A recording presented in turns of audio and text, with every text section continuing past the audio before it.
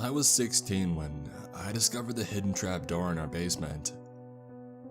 I was 17 when I picked the lock open, fleeing moments later from the ghastly moans echoing from the darkness of the abyssal shaft below. I was 18 when I finally asked my dad about it. I was told to mind my own business and stay the hell out of the basement, or I would fast end up there myself. I had no reason to doubt him. He had done worse several times over. That day, I was 25. My dad was working a late shift and he had no idea I drove all the way back to that godforsaken place in the middle of the night, haunted by those eerie sounds that I had heard so many years ago. He told me that it was probably cats, or rats, or both, but I knew that it wasn't. I could recognize the faint sobbing of a human voice any time. I picked the day carefully.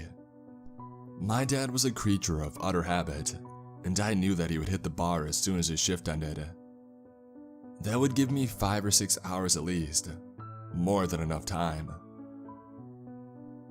I pulled into the driveway under the cover of dusk, my headlights off, my engine on idle.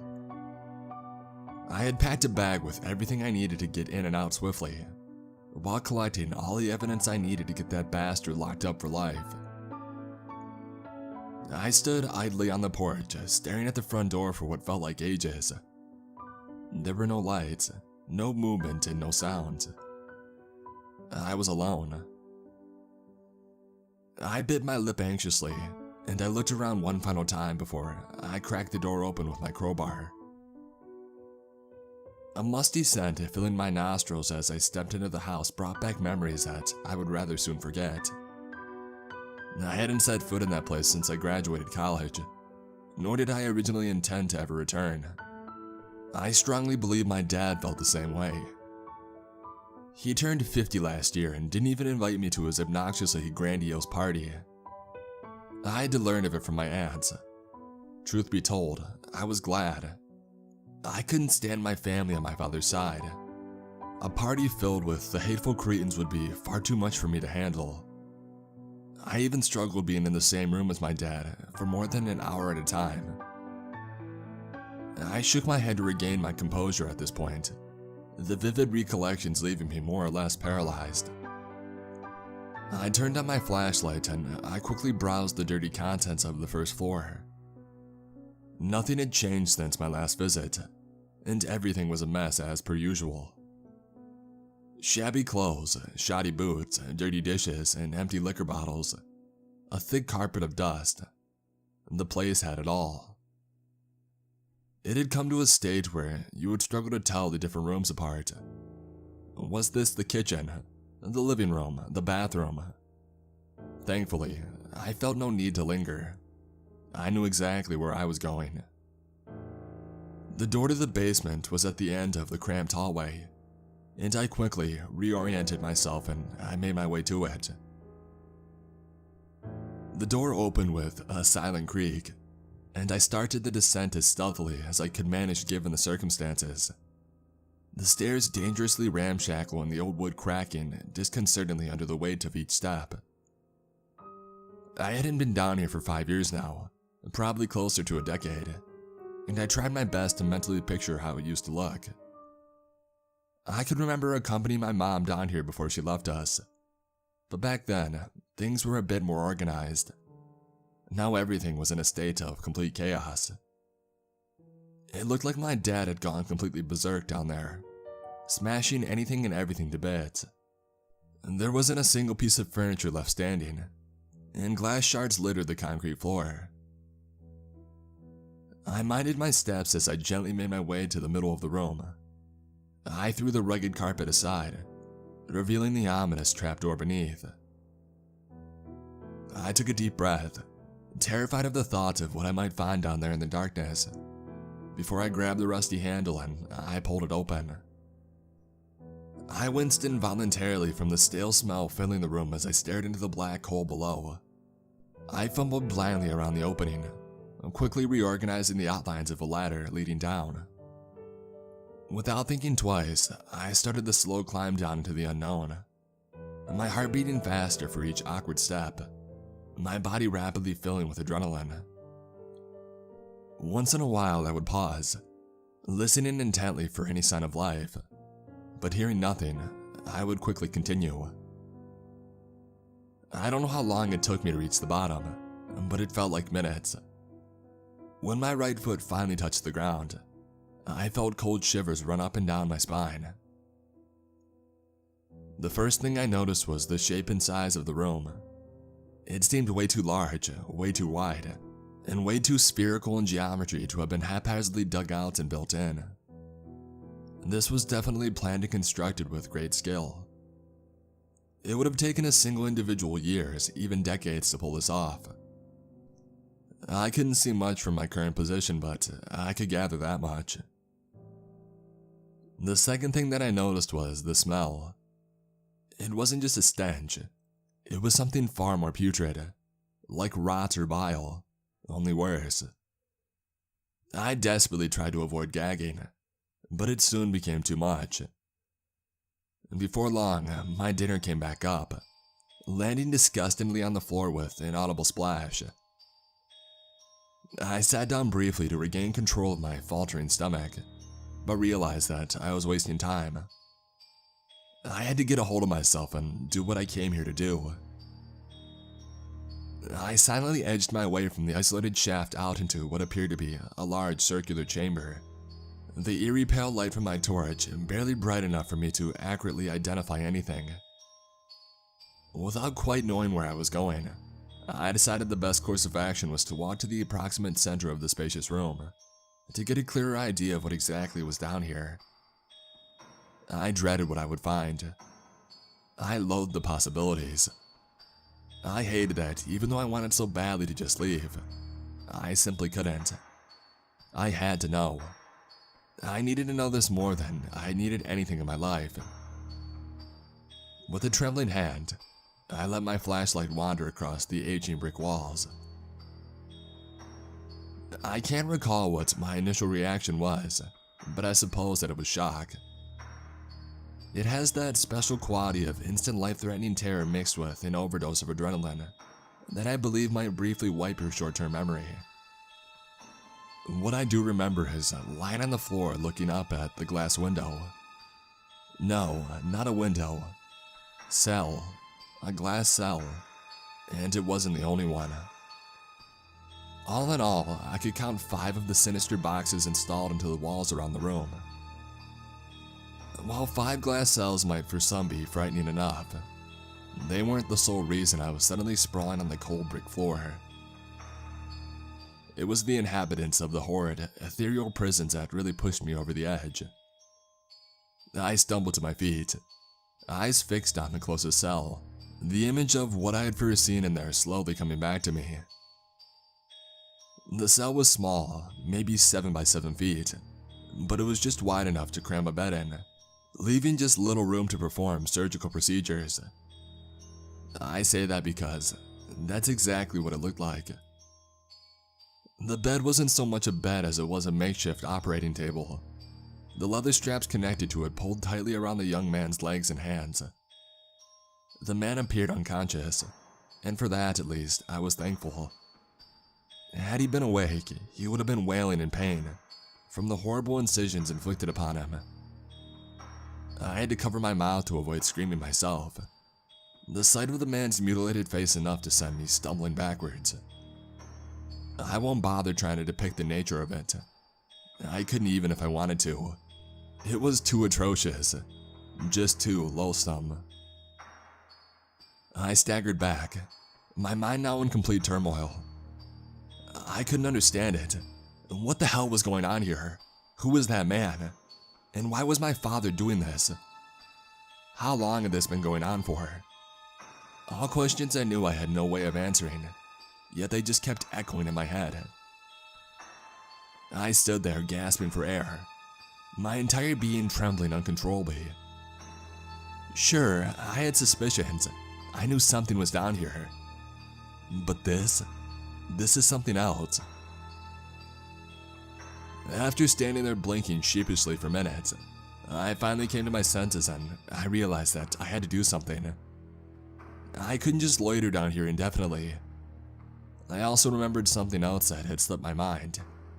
There were still 4 cells left for me to explore.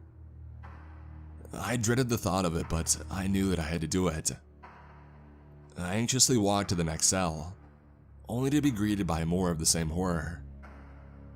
Another man, the same age by the looks of it, strapped down to one of those horrid operating tables.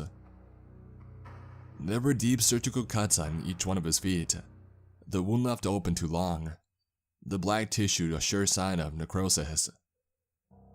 I had to turn my head away instantly, as I felt what was left of my dinner about to resurface. The next cell was empty. I sighed in relief, hoping that would be the case with the remaining ones as well. And sure enough, the one after that was empty too. Maybe that was the end of it. Maybe I didn't have to face yet another one of those poor tormented souls. But as my light illuminated the next one, my stomach turned and I dropped to the ground, gasping for air again. It was another young man, completely covered by deep, hideous cuts, the necrotic tissue now omnipresent. The stench alone was enough to drop me, but coupled with the mere sight of it, I nearly fainted. I spent a good 5 minutes crawling back to the center of the chamber, now struggling feverishly to remain conscious. I considered just getting the hell out of there, just leaving that unholy pit behind, never to return, never to talk about it. But I knew once again that I couldn't. I had to see it through. I had to put that bastard behind bars. Nothing else mattered. I struggled to my feet once again, staggering towards the final cell, all the while trying to mentally prepare myself for whatever was waiting. But no manner of preparation would have been enough for what I saw next. I fell to my knees, and for the first time, I screamed bloody murder. It was me. I mean, it wasn't, but at the same time, it most certainly was. It was a young man, identical to me in every aspect. He was strapped to an operating table, just like the rest, but it was hoisted to a vertical position, leaving the tortured victim hanging upside down. Strange sigils were carved into his flayed flesh, and ponds of blood surrounded the table. There is no way to imagine the pain that he must have been in, the torment of it all. And as he sat there trembling, I could see tears running from his eyes. He was conscious. Something subtly fell into place in my mind.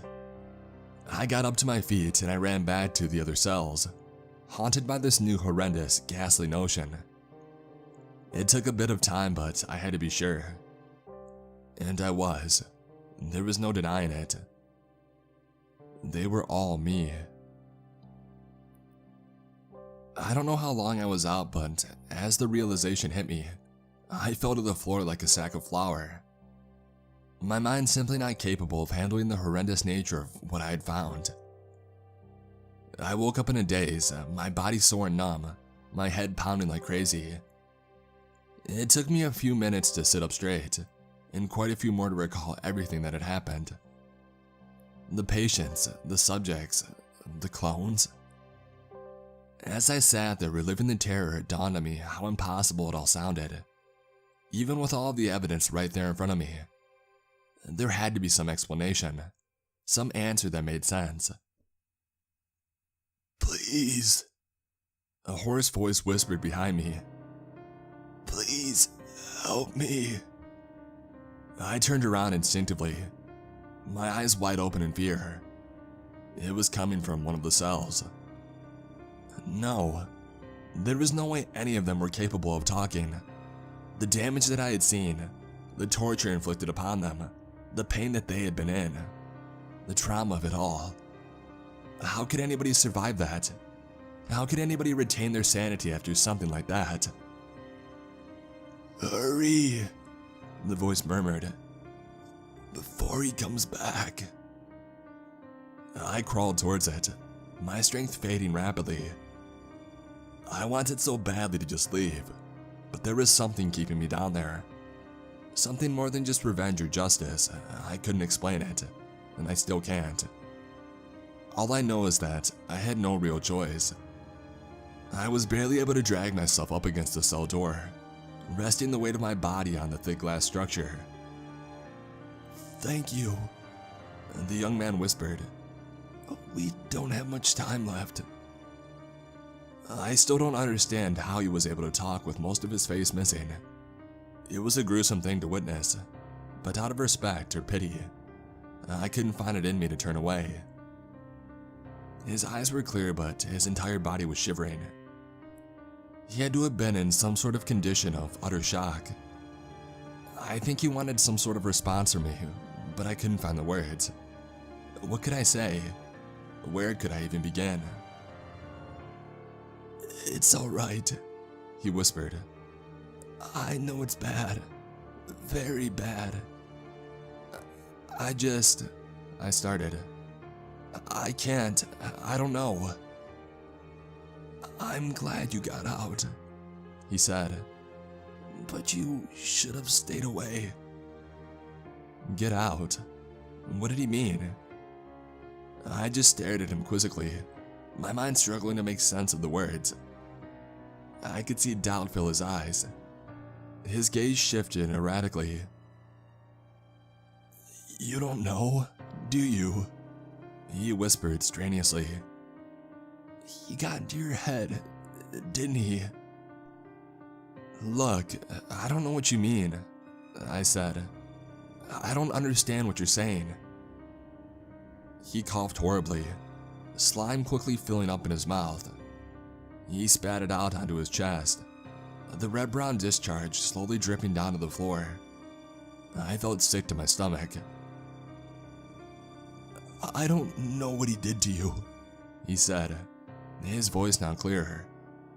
"But you need to run." "I'm not going anywhere until you tell me what the hell is going on," I spat angrily.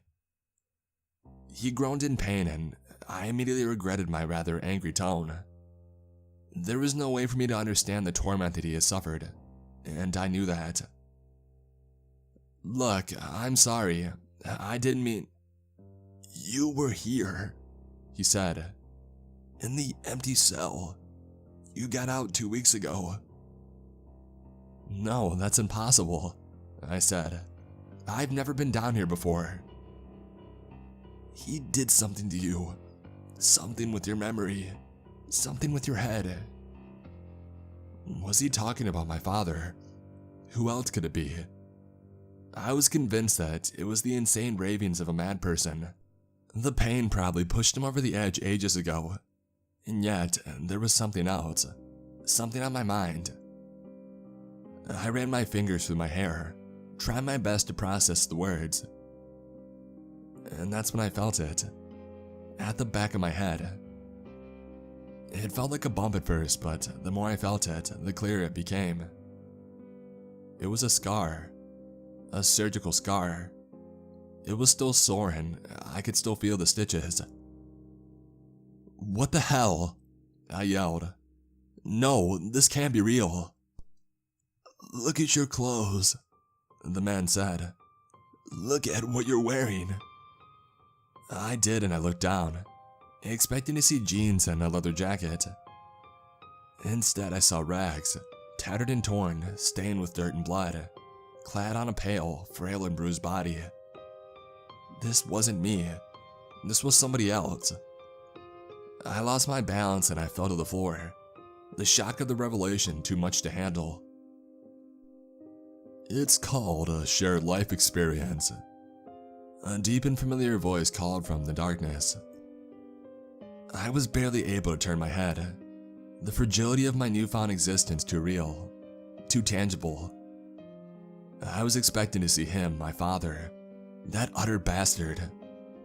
But instead, I was treated to another jolt of shock as a pale light suddenly beamed from above, illuminating the stranger. "Such a weak phrase, it doesn't really do it justice, you know." He smiled at me. That was my smile. That was my body, and those were my clothes. It suddenly dawned on me. There wasn't just an empty cell. There were 2 empty cells. What you've been experiencing isn't really your memories, he said coldly. They're mine. I shook my head. No way. I knew who I was. I knew myself. This was some trick. Some crazy hallucination, maybe. You know it's true. He smiled again. But I can prove it if you would like. Tell me, what's your name? My name? What did he mean? I raised myself up with the little strength I had left, ready to end this insane charade. But I couldn't. I could not remember it. My name, it was all a blank. You can't remember it because you were never given one, he said. You are 4. That's all. These lads are 1, 2, and 3. He pointed to the occupied cells. And I am 5. My head was exploding, with pain, with confusion, with madness. None of it was true. It couldn't be, and how could it be? I fell to my knees again.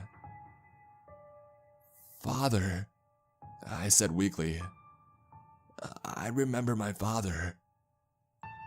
No, you don't, he laughed. That's not our father. He was our caretaker, an overseer. You've only met your father once, when you were 5. Old Joseph never really was much of a family man.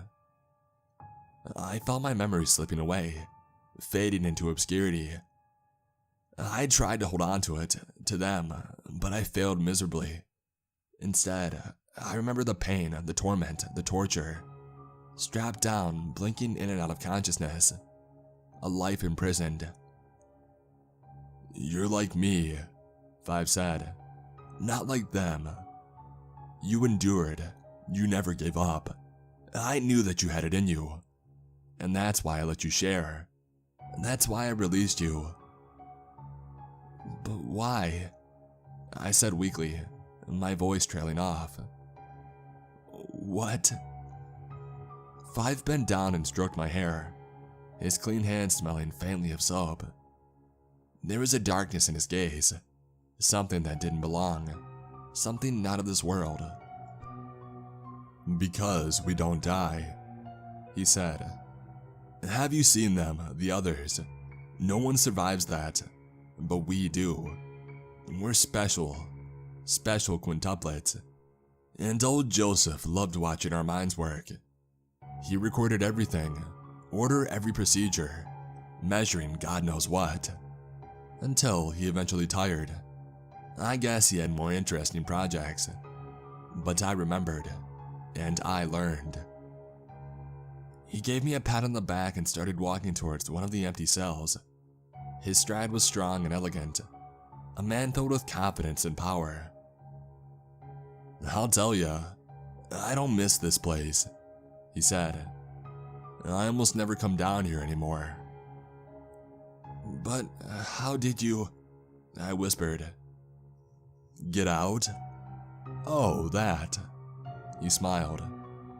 They wanted to field test me. 11 years ago, freaking brainwashed the shit out of me. I only came to my senses a few years back, and then I freaking killed that son of a bitch. The overseer, the fake father. I felt my strength returning to me. I didn't know how, but I was suddenly able to get back on my feet. My mind suddenly clear and alert. You feel better, don't ya? He said, smiling. They're waking up. I looked around me and he was right. They were all conscious, looking at us through those anguished eyes, tears streaming on their faces, bodies convulsing horribly. Why don't you free them? I spat angrily. Why are they still here? You're kidding me, right? He laughed. Have you seen them? There's no way back for them now and you know it. Sure, we don't die easily, but we don't magically grow back dead tissue. There are limits, and I keep them here to feed us strength. I've eased their pain as much as I can, while still keeping them breathing. We need them alive to find him. To find Joseph. I stared right into his hateful, dark gaze. He was insane, that much was clear. But there was something else in there. I was sure of it. "I won't let you do it," I said. "I won't leave them in here." "Yeah?" 5 said. "What are you going to do about it?" What could I do about it? The question echoed in my mind. He was obviously much stronger than me, faster than me. His body not covered in wounds and not bruised, not starved, not tortured. I shook my head in defeat. "That's what I thought," he laughed. "Now come. I found a man that has some answers." He started walking towards the ladder and ushered me to follow. I sighed deeply and I slowly dragged my feet in pursuit. He was staring up the shaft as I came up behind him. "Please," I heard 2 whispering. "Please don't." "Don't worry," I said as I raised my flashlight. "I'll come back for you." I hit 5 in the back of the head with the collective strength of the remaining 4 of us, the strike cracking his head open like a melon. He fell to the ground with a loud thump, his body soon surrounded by a deep red pond of blood. I instantly felt weaker, his consciousness fading rapidly. I grabbed hold of the ladder, my feet barely able to move and my head aching terribly. "I'll come back," I whispered to my imprisoned siblings. "I promise." I don't know how I got up, but I firmly believe I was helped by my brother somehow. All I know is that I was barely conscious as I staggered out of the house, and that I must have collapsed on the street soon after. I woke up in a hospital bed several days later, feeling stronger than I'd ever felt in my life. I don't know what I should have done. Contacted the authorities, the police, the army. How could I trust any of them? Instead, I fled to the hospital the first chance that I got, and I returned to the house. Only it wasn't there. It was gone, leveled to the ground. I searched the debris for hours, until I found the approximate spot where there should have been a trapdoor. A shaft. But I found only concrete. Freshly poured concrete. I guess old Joseph wasn't done with us after all. I don't know where I'm going next. I don't know anything. I only know what I know through my brother. Through 5. He's still alive, and so are my brothers. They have to be right. All I know for sure is that I am free. After 25 years in captivity, I can move again.